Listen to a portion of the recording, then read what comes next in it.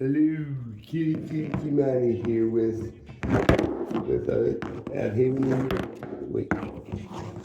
a cat named Betty here. Say hi, Betty. Say hello, Betty. Yeah, yeah. I'm just reading something else to this cat. The Magician's Nephew by C.S. Lewis of the Chronicles of Narnia. Yes.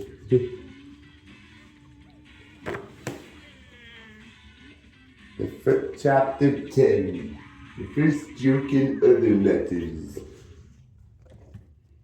Yeah. It was, of course, the lion's voice. The children had long felt sure that he could speak, yet it was a lovely and terrible shock when he did. Out of the trees, wild people stepped forth, gods and goddesses of the wood. With them came fauns and satyrs and dwarves. Out of the river rose the river god and his naiad daughters. And all these and all the beasts and birds in their different voices, low or high, or thick or clear, replied, "Hail, Aslan! We hear and obey. We are awake. We love. We think. We speak. We know."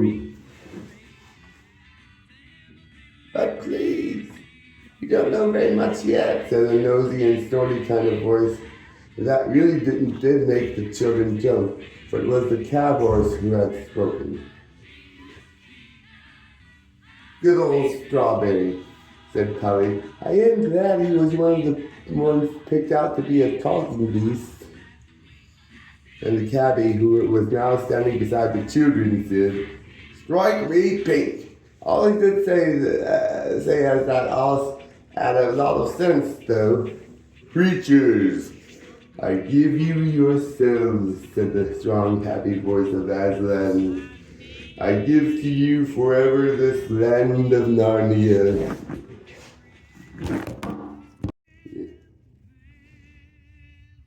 "I give you the woods, the fruits, the rivers. I give you the stars, and I give you myself. The mute beasts whom I have not chosen are yours also. Treat them gently and cherish them, but do not go back to their ways, lest you cease to be talking beasts. For out of them you were taken, into them you can return. Do not so." "No, Aslan, we won't," said everyone. One perky jackdaw added in a loud voice, "No fear." And everyone else had finished just before he said it, so that his words came out quite clear in the dead silence. And perhaps you have found out how awful that can be, say, at a party. This jackdaw became so embarrassed that it hid its head under its wing as if it were going to sleep. And all the other animals began making various queer noises, which are their ways of laughing, and which, of course, no one has ever heard in our world. They tried at first to repress it, but Aslan said, "Laugh and fear not, creatures. Now that you are no longer dumb and witless, you not always be grave. For jokes as well as justice come in with speech." So they all let themselves go. And there was such merriment that the jackdaw himself plucked up courage again and perched on the cab horse's head. Between his teeth, clapping its wings, it said, "Aslan, Aslan, I made the first joke."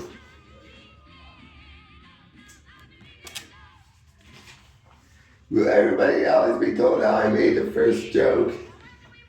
"No, little friend," said the lion. "You have not made the first joke. You have only been the first joke." Then everyone laughed more than ever. But the jackdaw didn't mind and laughed just as loud as the horse shook its head. And the jackdaw lost its balance and fell off, but remembered its wings. They were still new to it before it reached the ground. "And now," said Aslan. 9 years established. You must next take thought for keeping it safe.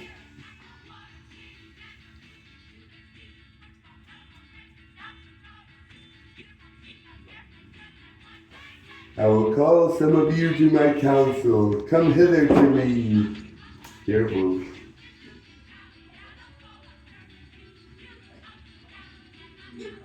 You the chief dwarf, and you the river god, and you oak and he owl, and both the ravens and the bull elephant. You must talk together, for though the world is not 5 hours old, and evil has already entered it. The creatures he had named came forward, and he turned away eastward with them. The others all began talking, saying things like, "What did he say? That entered the world an evil. What's an evil?" "No, he didn't say that an evil. He said an evil." "Well, what's that?" "Look here," said Diggory to Polly. "I've got to go after him. Aslan, I mean the lion. I must speak to him." "Do you think we can?" said Polly. "I wouldn't dare." "I've got to," said Diggory. "It's about Mother. If anyone could give me something that would do her good, it would be him." "I'll come along with you," said the cabbie. "I like the looks of him. I don't reckon the other beasts will go for us. I want an old word with Strawberry." So all three of them stepped out boldly, or as boldly as they could.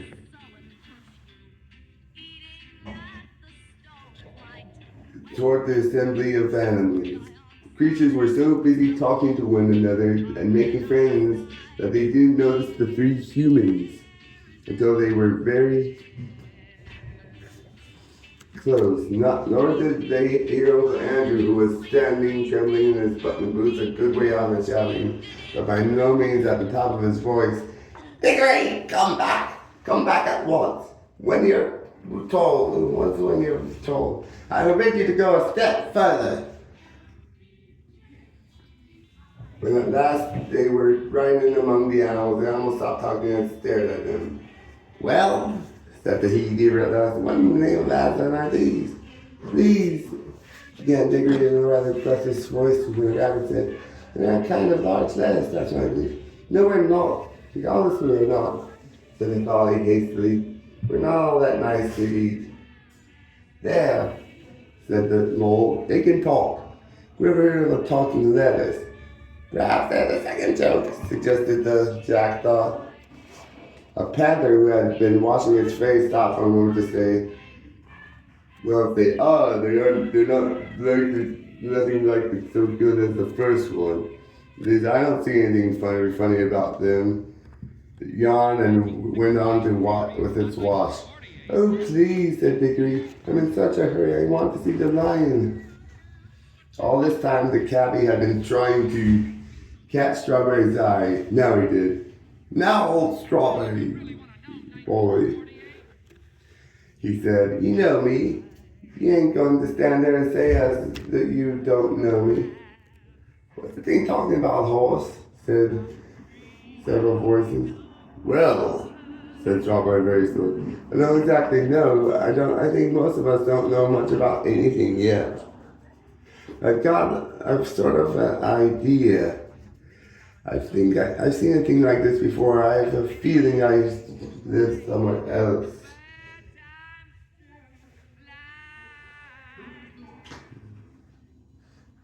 Or was something else.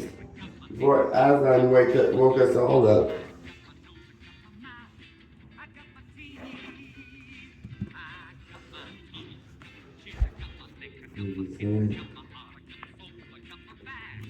A few minutes ago, it's all very muddled, like a dream, but there were things like these three in the dream.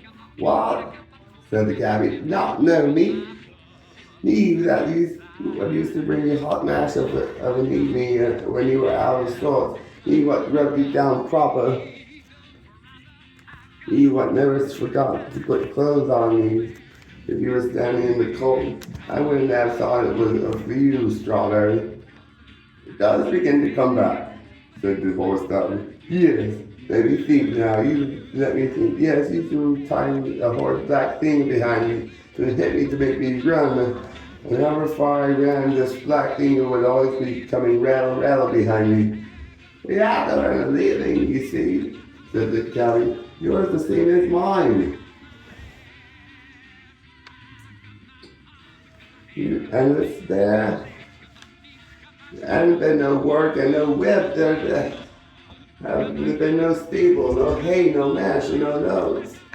For you to get a taste of oats when I could afford them, which no one can deny. Oats, said the horse, pricking up his ears. Yes, I remember something about that. Yes, I remember more and more. You're always sitting up somewhere behind. I was always running in front, pulling you in the black thing. I know I did all the work. Somewhere I grant you.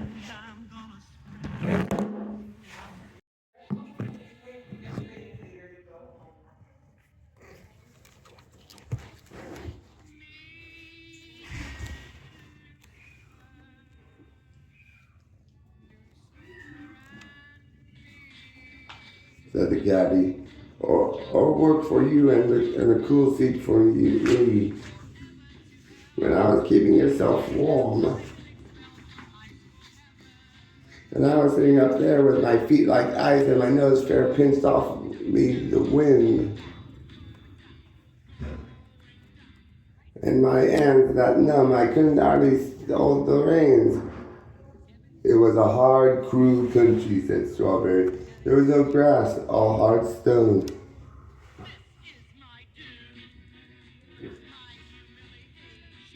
Too true, mate, too true, said the cabby. Odd world it was. I did say those paving stones weren't fair on any horse. That's none, that is. I didn't like it no more than what you did. You were a country horse and I was a country man. I used to sing in the choir, I did, down at home. But there wasn't a living for me there. Oh, please, please, said Diggory, could we get on? Line's getting further and further away, and I do want to speak to him so dreadfully bad. Look here, Strawberry, said the cabby. The young gentleman has something on his mind that he wants to talk to the line about, him you call Aslan. Suppose you was to let him ride on your back, because he'd take it very kindly, and trot him over to where the line is, and me and the little girl will be following along. Right, said Charlotte. Oh, I remember now. I mean, seeing on my back.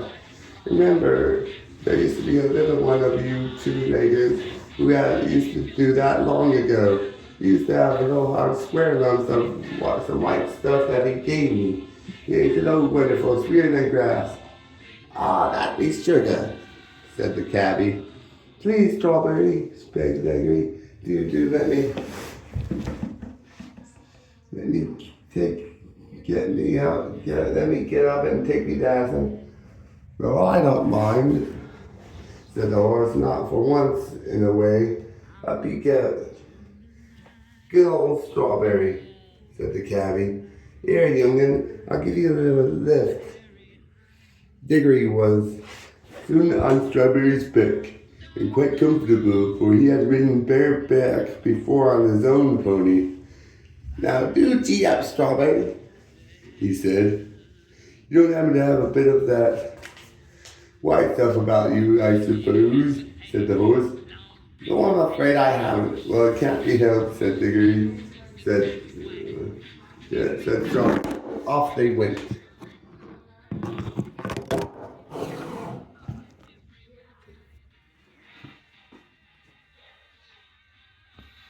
Yeah. Sorry.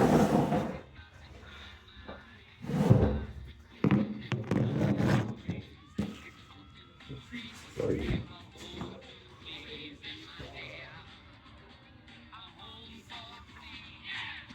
At that very moment, a large bulldog who had been sniffing very hard said, Look, isn't there another of those queer creatures over there beside the river, under the trees? Then all the animals looked and saw Uncle Andrew standing very still among the rhododendrons. and hoping he wouldn't be noticed. "Come on," said several voices, "let's go and find out." So while Strawberry was briskly trotting away with Diggory in one direction, and Polly and the cabby were following on foot, most of the creatures rushed up toward Uncle Andrew with roars, barks, grunts, and various noises of cheerful interest. We'll now go back a bit to explain what the whole scene had looked like from Uncle Andrew's point of view. Not made at all the same impression on him as on the cabby and the children. What you see and hear depends a good deal on where you are standing. It also depends on what sort of person you are. Ever since the animals had first appeared, Uncle Andrew had been sinking further and further back into the thicket. He watched them very hard, of course, but he was very interested in seeing what they were doing, or in seeing whether they were going to make a rush at him. Like the wish, he was dreadfully practical. He simply didn't notice that Aslan was choosing one pair of every kind of beast. All he saw, or thought he saw, was a lot of dangerous wild animals walking vaguely about. And he kept on wondering why the other animals didn't run away from the big lion. When the great moment came and the beast spoke, he missed the whole point, for a rather interesting reason. When the lion had first begun singing long ago when it was still quite dark, he had realized that the noise was a song, and he had disliked the song very much. It made him think and feel things he did not want to think or feel. Then when the sun rose and he saw that the singer was a lion, only a lion, he said to himself. He tried his hardest to make believe that it wasn't singing, never had been singing, only roaring as any lion might in a zoo in our world. Of course it hadn't been singing, he thought. I must have imagined it. I've been letting my nerves get out of order. Who ever heard of a lion singing? And the longer and more beautiful the lion sang, the harder Uncle Andrew tried to make himself believe that he could hear nothing but roaring. But now the trouble about trying to make yourself stupider than you really are is that very often you often succeed. Uncle Andrew did.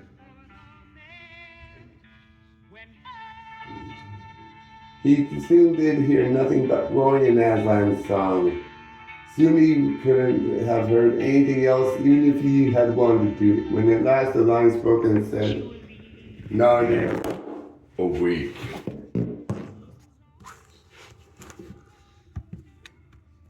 He didn't hear any words. He only heard only a snarl. And when the beast spoke in answer,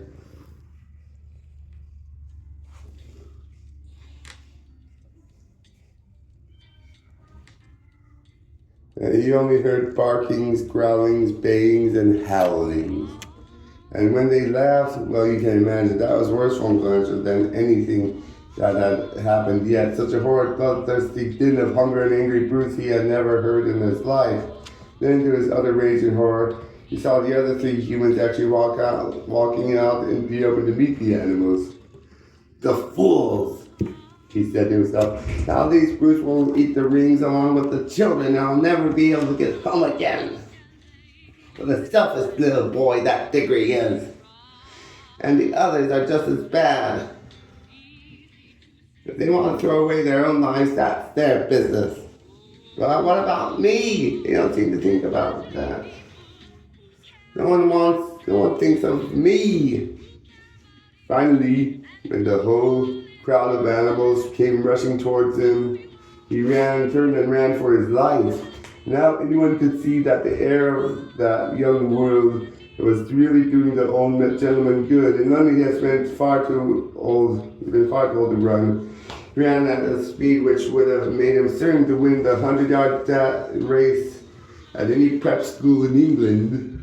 His coattails flying out behind him were a fine sight. Of course, it was no use. Many of the animals behind him were swift ones. It was the first road they had ever taken in their lives, and they were all longing to use their new muscles. After him, they shouted. "Perhaps he's not evil. Tell you, tend to me, turn him off, run him up, keep him up, hurrah!" In a very few minutes, some of them got ahead of him. They lined up in a row and barred his way. Others hemmed him in front from behind. And wherever he looked, he saw terrors. Antlers of great elks and the huge face of an elephant towered over him.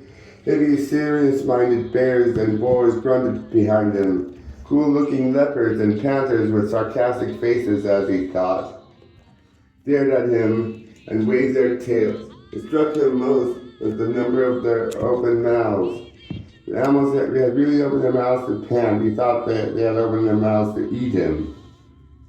Uncle Andrew stood trembling and swaying this way and that. He had never liked animals at best of times, being usually rather afraid of them. Of course, years of doing cruel experiments on animals made him hate and fear them more, far more. "Now, sir," said the bulldog in his businesslike way, "are you animal, vegetable, or mineral?" That was what it had really said. All Andrew heard was, "Growl." With that, we end this chapter.